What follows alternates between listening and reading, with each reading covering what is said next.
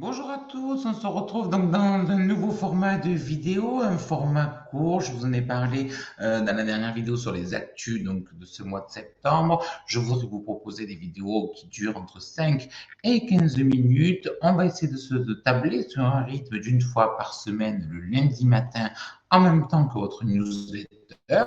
On va essayer de démarrer un petit peu sur ça. Et pour cette première vidéo, je voulais vous parler d'un oracle très connu, très répandu et très utilisé. J'ai nommé l'oracle de Béline. Alors, avant de démarrer dans le vif du sujet, quelques petites actus, bien sûr, à vous partager pour soutenir les projets ou la chaîne YouTube, continuer à maintenir les mêmes tarifs pour les consultations. J'ai créé une petite boutique où vous pouvez trouver des objets comme des chaussures, des coques de téléphone ou encore des mugs ou des sacs avec des designs que j'ai créés à partir de choses qui me plaisaient, notamment à partir du tarot. Donc vous pouvez aller acheter, trouver des cadeaux pour vous ou pour faire plaisir sur cette boutique. Ça soutiendra la chaîne et l'ensemble des projets de mon activité. Ceci étant dit, d'autres actus à vous partager. L'atelier du 9 novembre, vous pouvez déjà réserver un atelier qui s'appelle Astro Santé, dans lequel vous pourrez découvrir un petit peu le rapprochement, les analogies entre le corps humain et les signes du zodiaque, afin de comprendre la symbolique du corps au travers de l'astrologie, et donc de comprendre un petit peu le sens des douleurs, de la morphologie ou des problèmes de santé dans les différentes zones du corps que vous ressentez. Un atelier sur lequel il faut s'inscrire sur réservation. Ça dure donc la journée du samedi 9 novembre de 10h30 à 17h et il n'y a que 12 places de disponibles. Soyez donc attentifs et n'hésitez pas à réserver de bonne heure. Les inscriptions sont ouvertes et on peut y aller depuis mon site www.leatarologie.com. Toujours dans les actes, j'en termine avec celle-ci. Vous pouvez également me retrouver. Je serai présente donc les 5 et 6 octobre, si je ne me trompe pas, sur le salon de Grenade sur Garonne. Vous pouvez me retrouver comme d'habitude avec ma maman qui viendra m'aider à tenir le stand et vous proposer des petits bijoux énergétiques, pierres, encens. Et moi, je vous propose des petits tirages sur le salon. Et le week-end qui suit, d'ailleurs, je serai aussi sur le salon de Gagnac sur Garonne, mais je vous en reparle. On envoie le générique. Et on est parti pour cette vidéo sur l'oracle de Béline.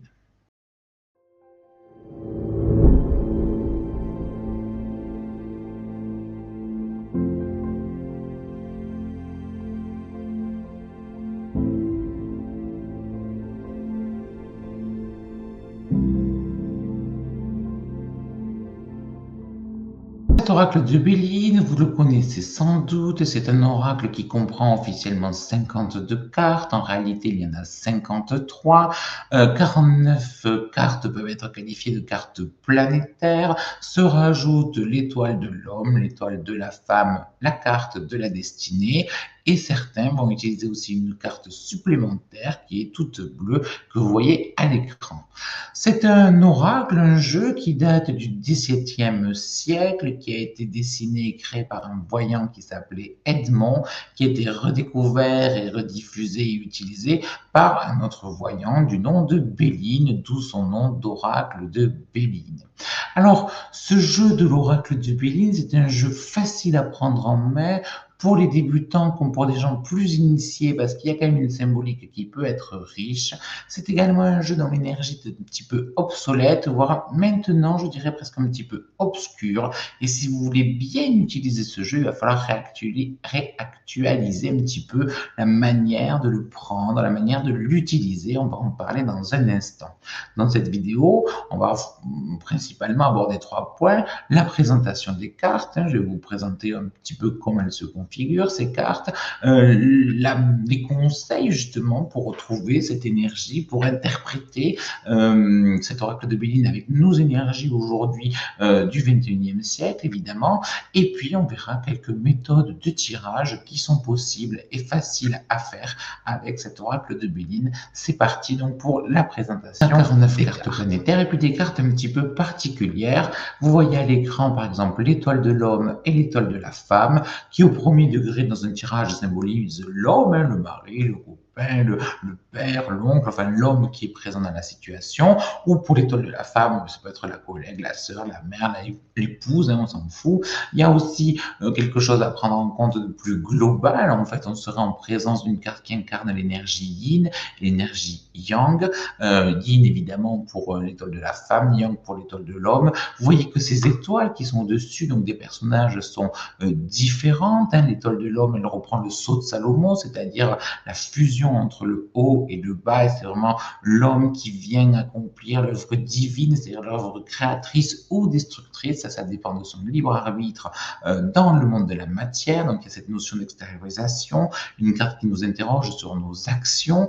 Les cartes de l'étoile de la femme, vous voyez que c'est une étoile, alors pareil, à 6 branches, mais 6 branches doubles, qui reprend un petit peu, pourquoi pas, les 12 signes du zodiaque, les 12 apôtres, les 12 olympiens, enfin tout ce que vous voulez qui marche par 12, hein, et qui montre en plus cette espèce de cercle hein, autour de l'étoile. Ça montre un petit peu le système, en fait. C'est la compréhension de faire partie d'un système, d'un programme, d'une matrice dans laquelle, on le sait, hein, le micro et le macro se ressemblent. Donc, il y a quelque chose d'un petit peu plus subtil qui nous interroge, non pas sur nos actions à accomplir, mais sur notre rôle au sein même du système, notre capacité à comprendre à quel point nous sommes dans ce système relié à tout ce qui en fait partie.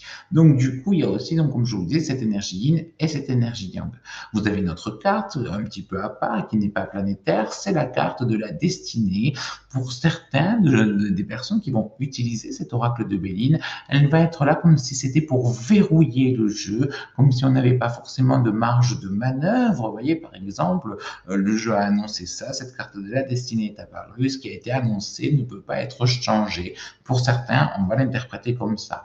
Pour d'autres, il s'agit d'une clé qui déverrouille une situation, un secret, un blocage ou un problème. Elle sera au contraire plutôt de bon augure, permettant une certaine forme de libre arbitre. Donc ça, c'est à chacun de voir comment il perçoit cette carte de la destinée. Je vous parlais également d'une carte un petit peu en plus, une carte un petit peu de joker que tout le monde n'utilise pas. Il s'agit de la carte bleue. Cette carte bleue, elle apparaît pour les gens qui l'utilisent comme une carte bénéfique qui vient protéger le consultant, qui vient protéger le tirage et en même temps mettre un terme à la séance, comme si on ne pouvait pas aller plus loin en nous disant voilà, on est protégé et il n'y a plus qu'à faire preuve de foi et de confiance en l'avenir si on est dans une consultation d'ordre divinatoire, comme c'est souvent le cas avec les oracles. On va regarder maintenant les cartes que moi j'ai appelées cartes planétaires. Pourquoi? Vous en voyez une à l'écran. À l'écran, qu'est-ce que je vais vous mettre comme carte? Et puis vous avez, on va regarder par exemple la carte de la découverte. Donc vous avez le dessin, hein, le motif, avec pareil, donc des symboles. Vous avez la lunette, vous avez le hibou. Et vous avez en haut à droite de la carte un blason, hein, un peu comme la forme d'un bouclier dans lequel il y a un symbole. Ce symbole, c'est le symbole d'une planète, les mêmes symboles qu'on utilise pour dessiner, tracer les planètes en astrologie. Pour cette carte de la découverte, c'est le symbole de la planète Mercure. Si on prend une autre carte, comme par exemple les plaisirs, où vous avez pareil, le dessin, la petite lyre, machin, et en haut, le blason, dans lequel le symbole incarne la planète, ou représente plutôt la planète Vénus. Donc évidemment, dans les conseils d'interprétation, il nous faut interpréter et le symbole et la planète. Mais pour bien interpréter la deuxième partie de cette découverte ou redécouverte de l'oracle Béline, c'est les conseils d'interprétation. Donc vous avez vu donc un peu comment se présentaient les cartes, et en fait, pour bien s'en sortir dans ce tirage de l'oracle de Béline, qu'est-ce qu'il faut faire? Il faut actualiser ses énergies. Comme je vous le disais en introduction, il date de plusieurs siècles, cet oracle de Béline.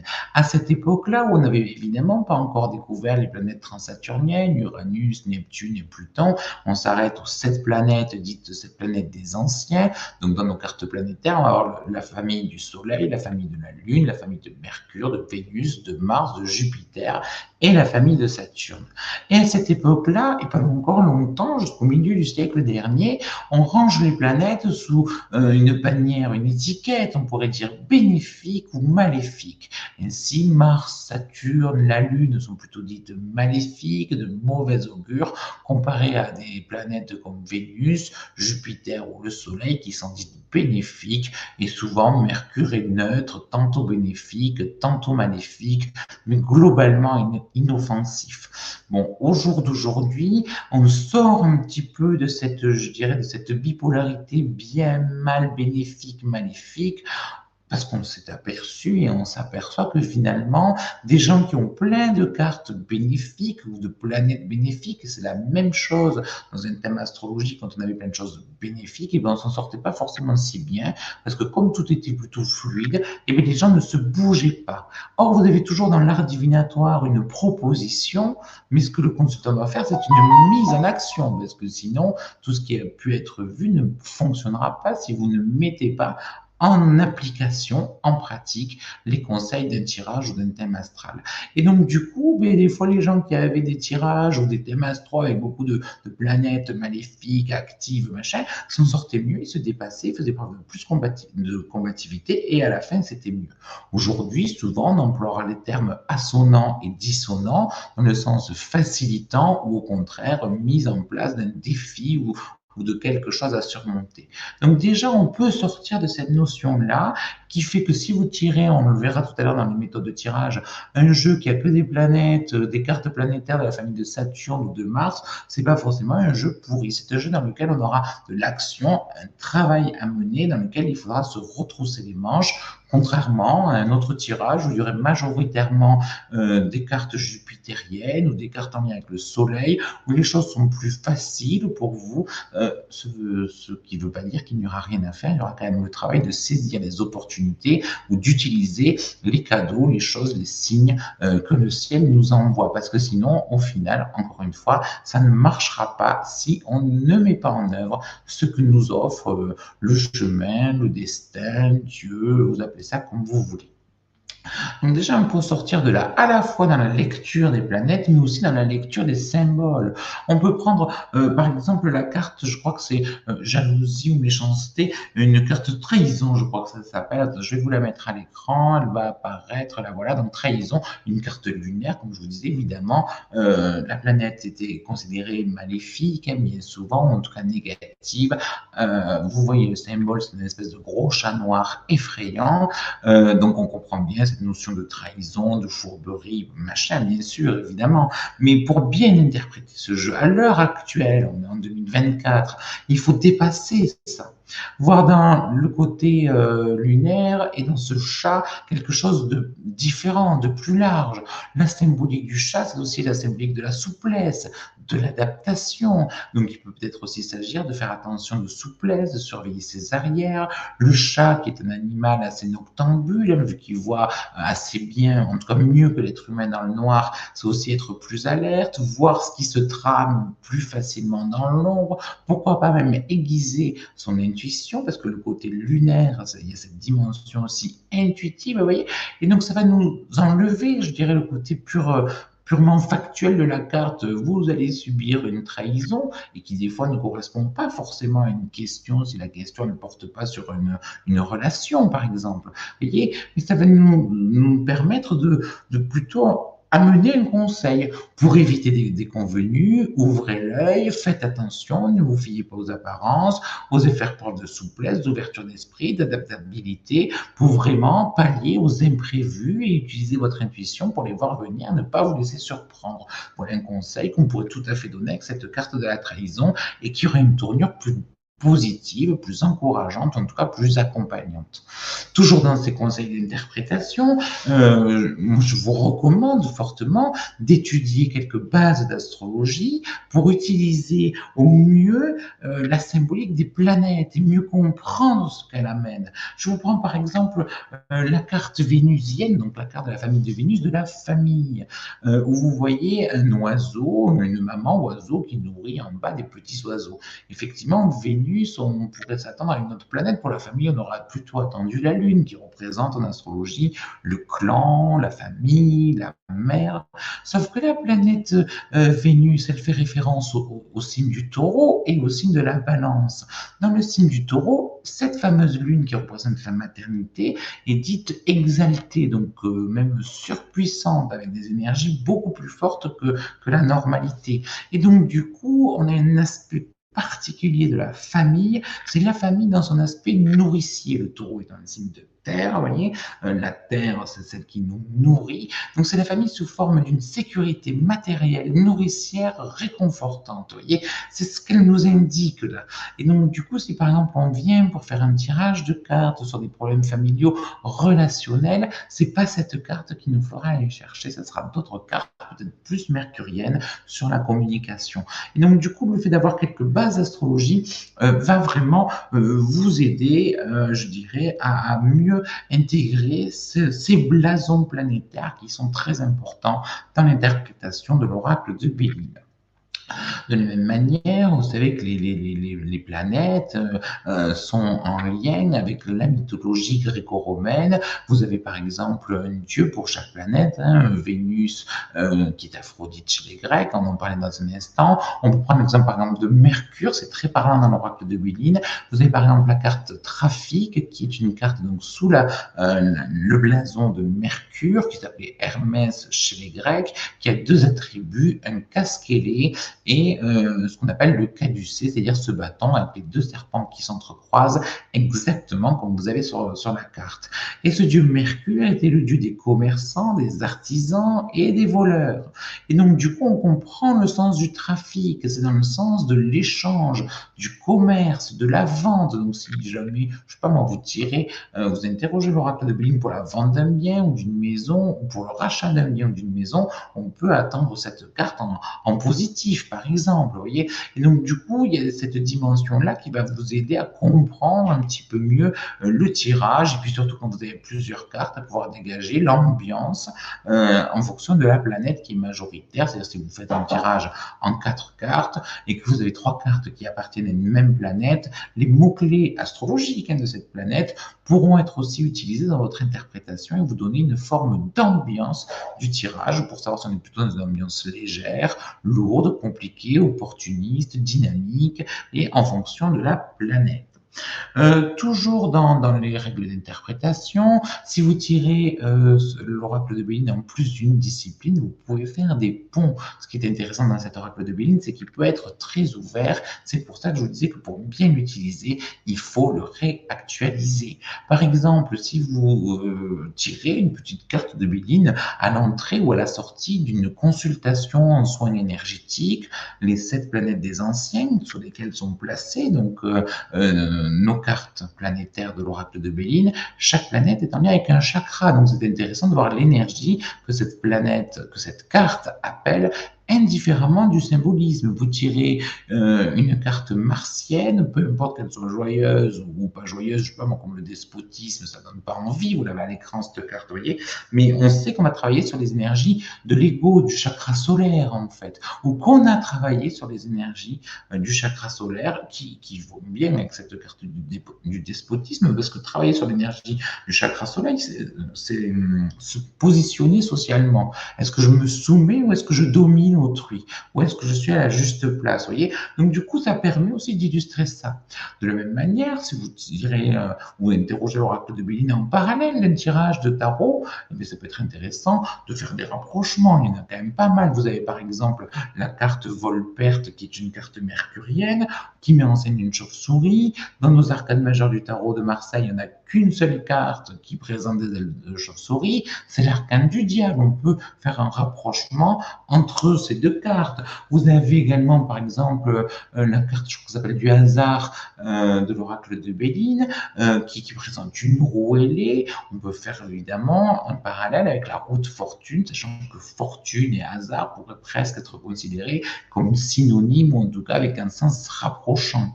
Qu'est-ce qu'on a comme autre carte? On a la carte de la renommée qui est très intéressante. Pourquoi vous y trouvez une trompette? Cela nous fait penser à l'arcane du jugement, mais sur le petit bâton, vous avez une espèce de petit drapeau.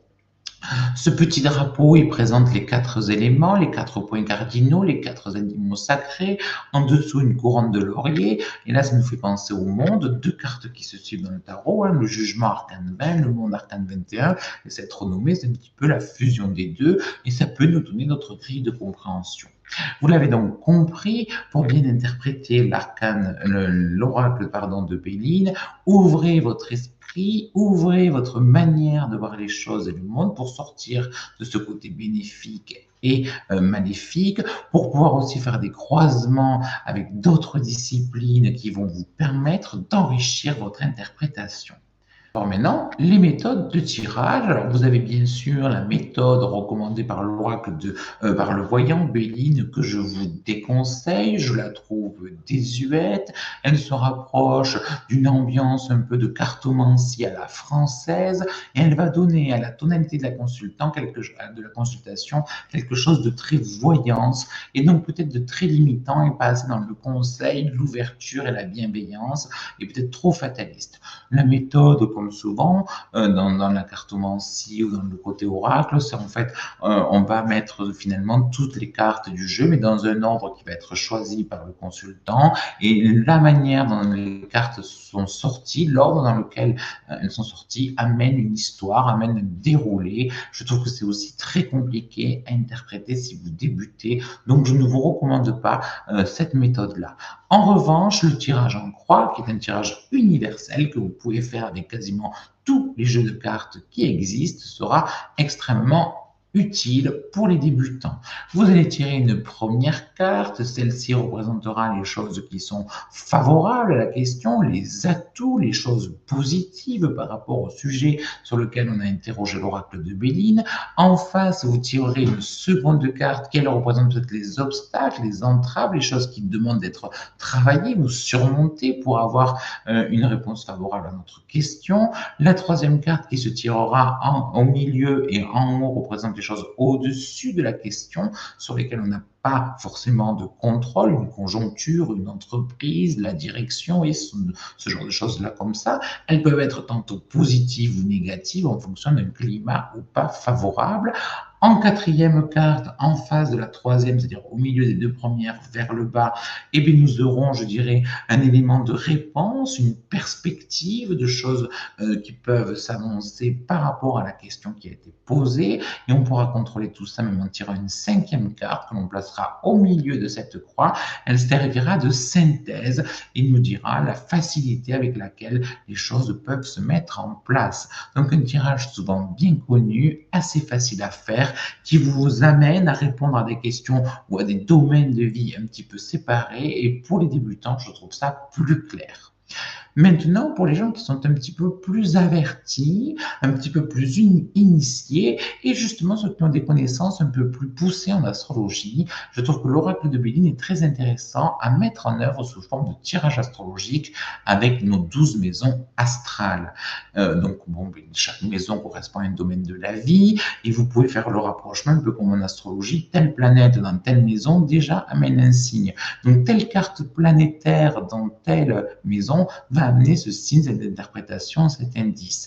On peut même, si on le veut, à la méthode un petit peu du site Evozen qui propose des petits tirages, qui propose de monter son thème astral, vous pouvez même superposer ce tirage astrologique de l'oracle de Béline, pourquoi pas à une révolution solaire, à un thème natal ou tout simplement au transit planétaire si vous vous y connaissez bien en astrologie. Ça peut vous amener une consultation bien plus riche qui permet aussi à vos consultants, lorsqu'ils vont vers l'astrologie, c'est compliqué pour eux, le thème astral, c'est difficile à capter, d'illustrer un petit peu ce thème astral avec des images que leur inconscient, mais aussi leur conscient, comprendra bien, et ça vous donnera de la richesse, des nuances, que ce soit dans votre interprétation des transits ou d'une révolution solaire, comme dans l'interprétation du tirage astrologique avec l'oracle de Béline.